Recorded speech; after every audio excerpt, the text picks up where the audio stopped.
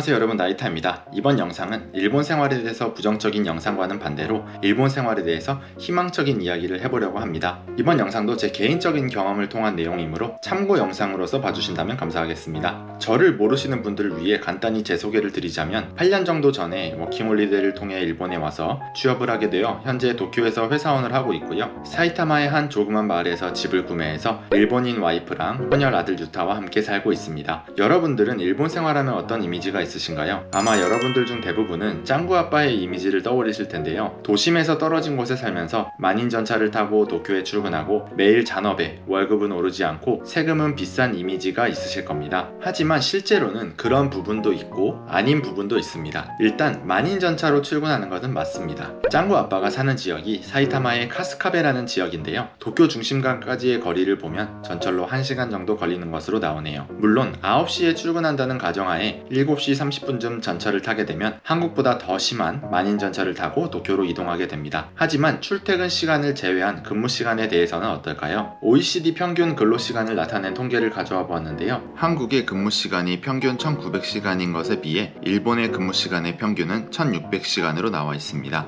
이 데이터를 통해 한국과 일본을 비교해보자면 일본이 한국보다 잔업시간이 훨씬 적다고 말씀드릴 수 있겠네요. 제가 일본에서 직장 3군데를 다녔었는데요. 첫 번째 회사인 한국 회사를 제외하고는 잔업을 해본 날이 손에 꼽을 정도로 적었습니다. 일본 정부에서 잔업 때문에 과로사가 있었던 것도 있고 근무 환경 때문에 출산율이 떨어진다고 생각했는지 모르겠지만 아주 엄격하게 회사의 잔업 시간을 줄이도록 요청하고 있기에 실제로 제 주변에도 잔업을 하는 분들은 특수한 환경에서 일을 하시는 분들 이외에는 거의 없습니다. 나유타님, 일본의 평균 근무 시간이 1년에 300시간이나 차이 나는 건 솔직히 데이터의 오류 아닌가요? 하실 분들을 위해 구체적인 내용을 말씀드리면 일본은 연간 공휴일 수가 한국보다 많습니다. 일본의 평균 공휴일 일수는 120일인 반면에 한국에서는 113일 정도가 평균 연간 휴일 일수입니다. 그렇기에 일주일 정도 일본이 공휴일 수가 많은 것도 이유가 되겠죠? 그리고 유급휴가 소화율도 한몫하는데요. 일본 정부가 기업의 유급휴가에 대해서 꼭 소화하게끔 엄격한 법을 만들고 기업 조사를 철저하게 하고 있습니다. 제가 찾아본 일본 후생 노동성의 데이터를 보면 1인당 평균 유급휴가를 10일 정도 사용하고 있기에 이 데이터도 이유가 될 것으로 보입니다. 처음 다닌 한국 회사 빼고 두 번째 회사와 지금 회사 모두 저는 매년 하루도 남김없이 유급휴가를 사용하고 있습니다. 자, 그럼 월급은 어떨까요? 일본에서 취업하신 분들을 생각해보면 일본에서 대학을 나와서 취업을 하신 분이 아닌 이상 사정상 일본인보다는 늦게 취업을 하실 텐데요. 그렇기 때문에 처음에 받는 월급은 적을 가능성이 높습니다. 예를 들어 일본인들이 대졸 신입으로 입사해서 받는 첫 월급이 도쿄 기준 23만엔인데요. 이 금액이라면 세금을 떼고 받는 금액은 19만엔 정도입니다. 여러분들이라면 이 돈 받고 어떻게 일을 하냐 이렇게 생각하실 수 있겠지만 일본인들 중 남자는 군대를 가지 않고 취업을 하기에 대부분 22살에 이 금액을 받으므로 그렇게 적은 금액은 아닙니다.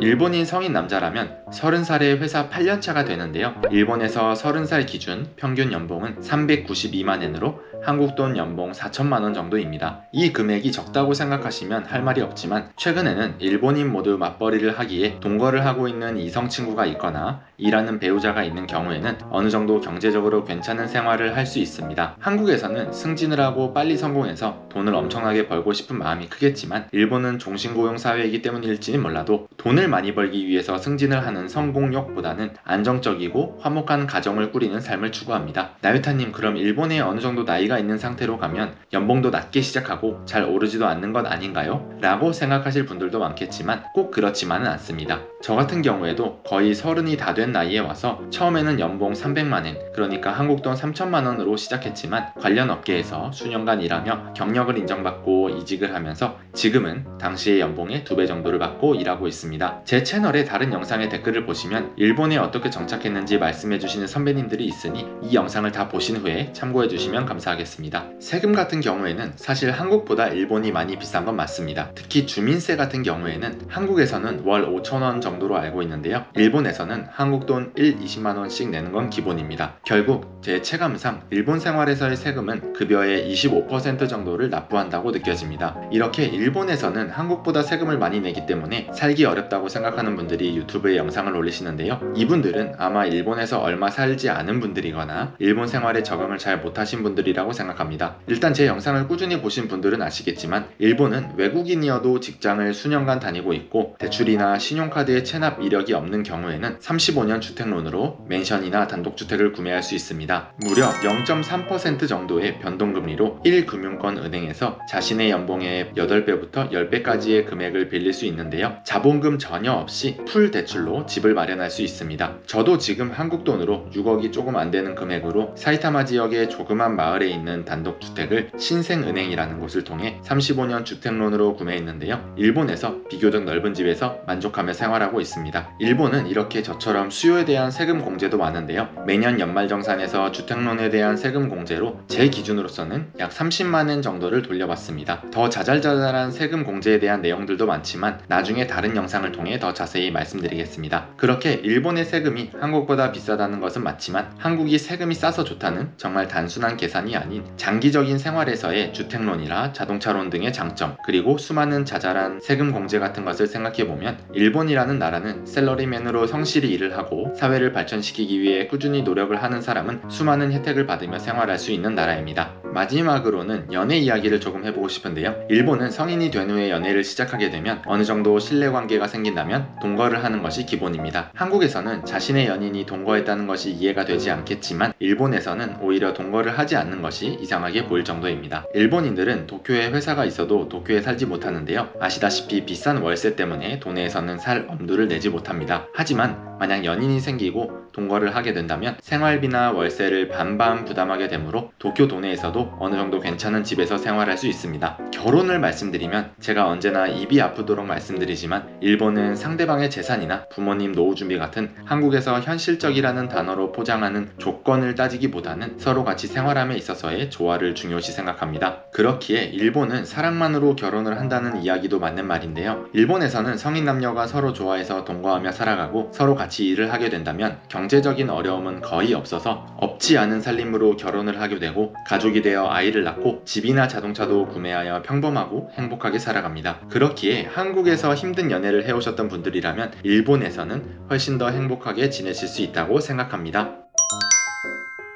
이번 영상은 여기까지입니다. 제가 일본에서 생활하는 이야기를 한국에 있는 지인과 할 때면 언제나 비싼 세금, 월세 내면서 뭐하러 일본 사냐는 이야기를 듣는데요. 안타까운 부분은 실제로 일본 생활이 어떤지 잘 모르지만 잠깐 본 유튜브 영상이나 카더라 통신을 듣고 믿어버리는 지인이 많다는 것, 그리고 모든 대화 주제가 돈이 된다는 것이 참 안타까운 것 같습니다. 퓨 리서치 센터에서 세계 17개국을 대상으로 17,603명의 세계 태도 조사라는 주제로 조사한 설문조사에서 당신의 삶을 의미있게 만들어주는 것은 무엇인가에 대한 답변으로 한국인이 물질적 안녕, 그러니까 17개국 중 유일하게 돈을 선택한 나라라는 것을 보았는데요. 제가 일본 생활하면서 한국과 가장 다르다고 느낀 것은 돈 이야기를 하는 일본 사람을 만나지 못한 것입니다. 저도 한국에서는 지인들과 돈 이야기를 하면서 살았었지만 지금 생각해보면 지인들과 행복하고 재미있는 이야기를 하기에도 인생이 정말 짧은데 돈 이야기만 하고 살았던 게 정말 아쉽습니다. 한국과는 다르게 다른 선진국들과 비슷하게 물질적 안녕보다는 가족이라는 가치를 1위로 뽑은 일본이라는 나라에 관심이 있으시거나